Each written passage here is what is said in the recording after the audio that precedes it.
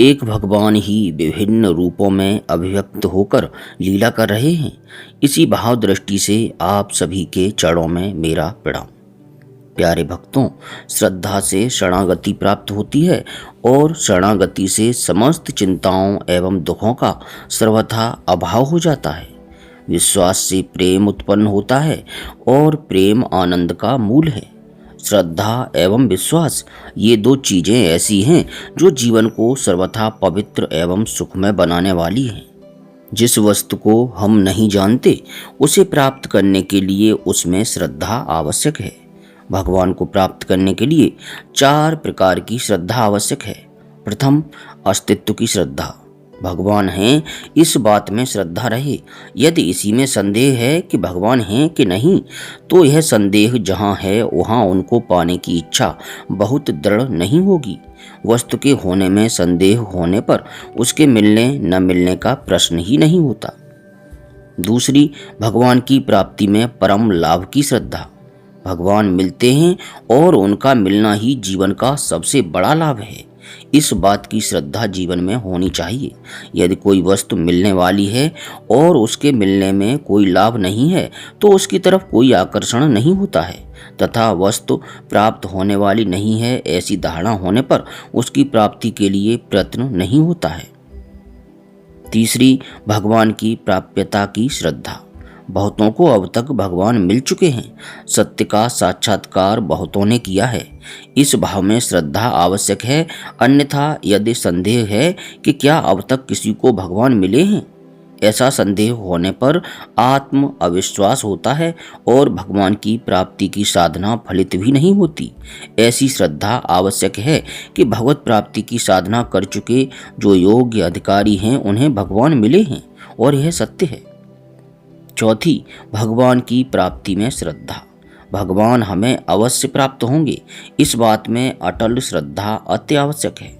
इसलिए भगवान हैं उनको प्राप्त करना ही परम लाभ है और वे प्राप्त होते हैं तथा अब तक अनेक को प्राप्त हो चुके हैं एवं हमें अवश्य प्राप्त होंगे, ऐसा दृढ़ विश्वास आवश्यक है। भगवान हमें प्राप्त होंगे ही और हम योग्य हैं नहीं।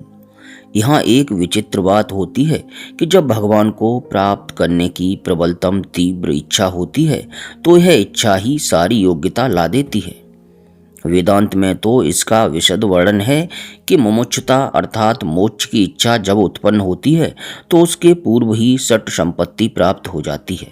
षट संपत्तियां हैं सम, दम, तितिक्षा, उपरति, श्रद्धा और समाधान।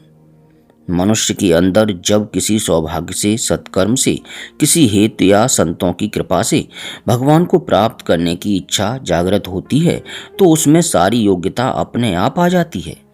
यह सिद्धांत है कि संसार के समस्त भोग कर्म से प्राप्त होते हैं। भोगों की प्राप्ति में कर्म की अपेक्षा है। हम बीज बोएंगे तो उसमें से वृक्ष पैदा होगा, फिर पुष्पित होगा, फलित होगा, फल प्राप्त होगा। परंतु भगवान की प्राप्ति में कर्म की अपेक्षा नहीं है, इच्छा की अपेक्षा है। संसार का कोई भी भोग इच्छा करने पर नहीं मिलता है। सभी इच्छा करते हैं कि अधिकाधिक धन, यश, मान, सम्मान, आराम और अधिकार मिले, परंतु सभी को नहीं मिलता, क्योंकि संसार की वस्तु में कर्म का फल है। कर्म वैसा हो तो उसका फल उन वस्तुओं के भोगों के रूप में प्राप्त होता है। परंतु भगवान किसी कर्म का फल, किसी बीज से उत्पन्न कोई फल नहीं है। वे सदा सर्वदा सबके लिए हैं और उनकी प्राप्ति इच्छा से होती है। तीव्रतर इच्छा होने पर भगवान की प्राप्ति निश्चित हो जाती है। भगवान और भोग विषयक 7 बातें ऐसी हैं जिनका विचार करके मनुष्य अपना कर्तव्य निश्चय कर सकता है। पहली, भगवान की प्राप्ति होती है इच्छा से और भोगों की प्राप्ति होती है कर्म से। भोग इच्छा जनित न होकर कर्म जनित हैं। कर्म करने योग्य हमारी स्थिति रहे न रहे, जीवन रहे न रहे, कर्म तो लंबी प्रक्रिया है, जबकि इच्छा अभी तीव्र होने पर साधना पूर्ण हो जाएगी, काम बन जाएगा। दूसरी, भगवान जब प्राप्त होते हैं तब पूर्ण होते हैं और भोग कभी पूर्ण होते नहीं। यह निश्चित सिद्धांत है कि भगवान में कभी अधूरापन नहीं रहता। ओम पूर्णमदः पूर्णमिदं पूर्णात् पूर्णमुदच्यते पूर्णस्य पूर्णमादाय पूर्णमेवावशिष्यते। पूरे में से पूरा निकाल दिया जाए तो पूरा बचता है। यह कभी पूरे से कम हो ही नहीं सकता। यह भगवत्ता है, जबकि भोग कभी पूरे नहीं होते। किसी भोग को हम प्राप्त कर लें, वहीं दूसरी कोई कमी हमारे सामने आ जाएगी कि यह चीज और हो तो काम बने।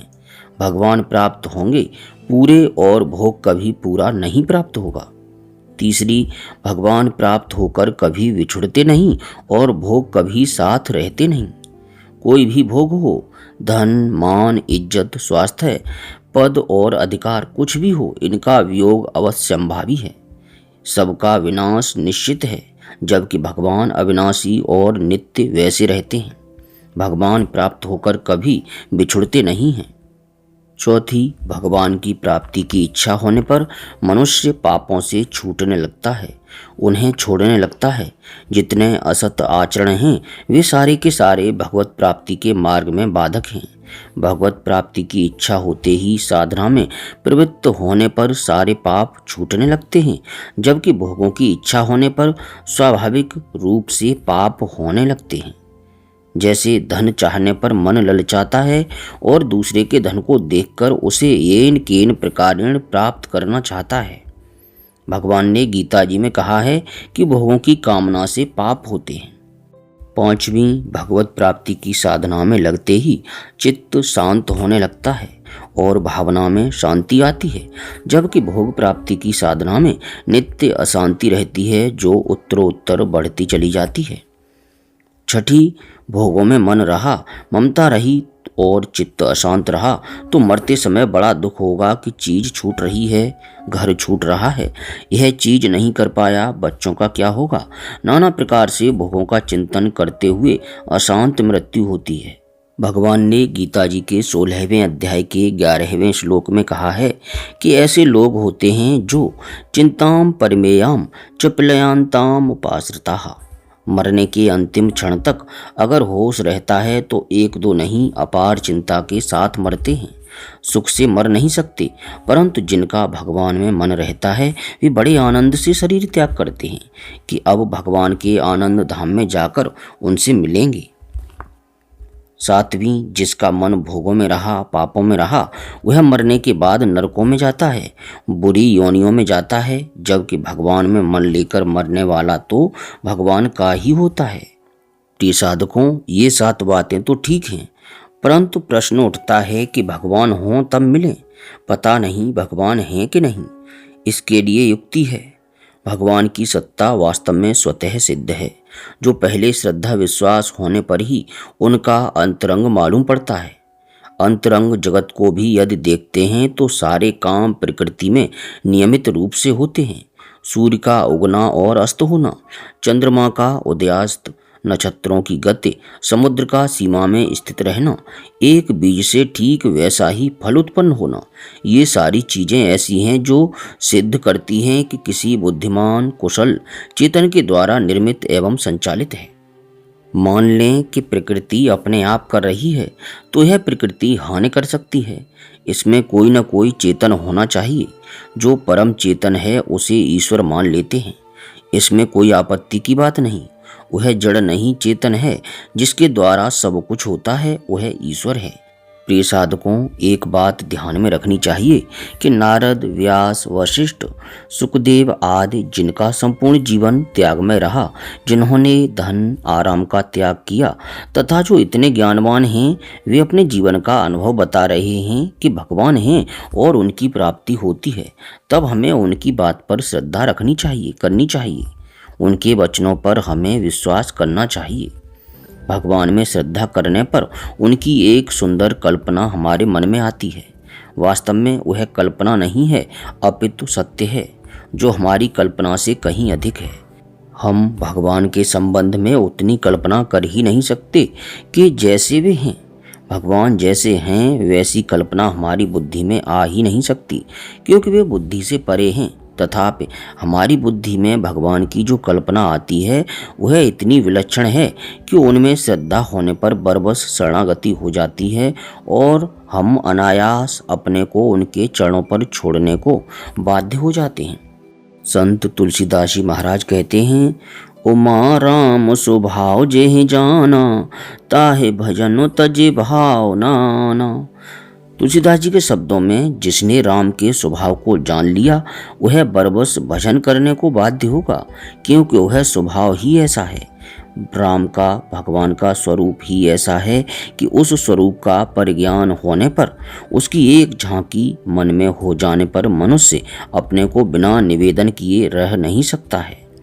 तुलसी राम स्नेहशील लखी, जो न भगत्यो राई। और अगर इतने पर भी नहीं करता तो है संसार में व्यर्थ ही पैदा हुआ, उसका तो जीवन ही नरक रूप है। ते नर नरक रूप जीवत जग। यह सब संतों के अनुभव हैं।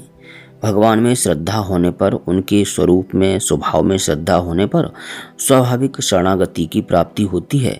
हमें अपने आप को उनके प्रति न्यौछावर कर देना है, उनके चरणों में डाल देना है। वे इतने बड़े हैं और इतने बड़े होकर भी इतने अपने हैं जो अवर्णनीय है। संसार में जो बड़े हैं वे छोटों से हमेशा दूर रहना चाहते हैं। अपना संबंधी कोई बड़ा आदमी है, वह शीलवान है और हमसे स्नेह भी करता है, पर हम हमेशा उसके पास जा नहीं सकते, उसके पास बैठ नहीं सकते, बातचीत नहीं कर सकते। वह बहुत बड़ा और हम बहुत छोटे हैं, परंतु बहुत बड़ा होकर भी जो छोटों का नित्य अपना है, ऐसा कोई तत्व है तो उसका नाम भगवान है। भगवान ने गीता जी में अपने स्वरूप को बताया है। भोक्तारम यज्ञ तपसाम सर्वलोक महेश्वरम, सुहृदम सर्वभूतानाम ज्ञात्वा माम शांतिम रक्षते। जितने भी यज्ञ, तप तथा सत्कर्म होते हैं, जिस किसी के लिए हों, उन सारे भोगों का भोक्ता मैं ही हूँ, तथा समस्त लोकों के जो ईश्वर हैं उनका भी ईश्वर मैं हूँ। इतना महान। हम जो मानते हैं कि जिसके पास अधिक संपत्ति है वह बड़ा, या जिसका अधिकार बड़ा वह बड़ा, जैसे राजा को हम अधिकार संपन्न मानते हैं, परंतु है तो वह एक ही देश का राजा, सभी देशों का नहीं, और सभी देश हमारे एक ही विश्व में हैं। ऐसे न जाने कितने विश्व हैं, कितने ग्रह और हैं। उनका प्रधान तो नहीं है, लेकिन भगवान सारे लोकों के ईश्वरों के महान ईश्वर हैं, और वे ईश्वर सुहृदम सर्वभूतानाम, इतने दयामय कि एक नगण्य प्राणी को, जो तुच्छ से तुच्छ है, जिसकी कोई गिनती नहीं, कोई जानता नहीं, उसके भी अपने हैं। सुहृद हैं अर्थात जो हृदय से अपनापन मानता हो, जिसमें अपनापन मानने में कोई हेतु नहीं कि हमने कोई सेवा की, हमारा किसी से व्यावहारिक लौकिक प्रेम का संबंध हो, वह अपना माने तो एक बात, परंतु भगवान कहते हैं कि मैं प्राणी मात्र का अपना हूँ, सुहृद हूँ। इतना बड़ा और इतना अपना होता है, यह महत्ता की बात है। प्रिय साधकों, शरणागत मनुष्य अपने को सर्वशक्तिमान, सर्वज्ञ भगवान के चरणों में छोड़कर निश्चिंत हो जाता है कि वे जो सोचेंगे करेंगे वह ठीक ही होगा। मुझ में सोचने करने की शक्ति कहाँ है? उनसे भूल होती नहीं, वे सर्व सामर्थ्य युक्त हैं, तथा मेरे प्रति उनका सौहार्द भी है। इसलिए जो सर्वशक्तिमान हैं, सर्वज्ञ हैं, सर्वत्र हैं, जिससे कभी भूल होती नहीं, उसके हाथों में अपनों को सौंप दें। इससे बढ़कर सुविधा की बात हमारे लिए और क्या होगी। इस वीडियो में इतना ही। किसी प्रकार की त्रुटि के लिए क्षमा चाहते हैं। वीडियो को अधिक से अधिक लाइक और शेयर अवश्य करें। अब प्रेम से अपने इष्ट देव का स्मरण करते हुए बोलिए, हरे कृष्ण कृष्ण कृष्ण हरे हरे, हरे राम राम राम हरे हरे।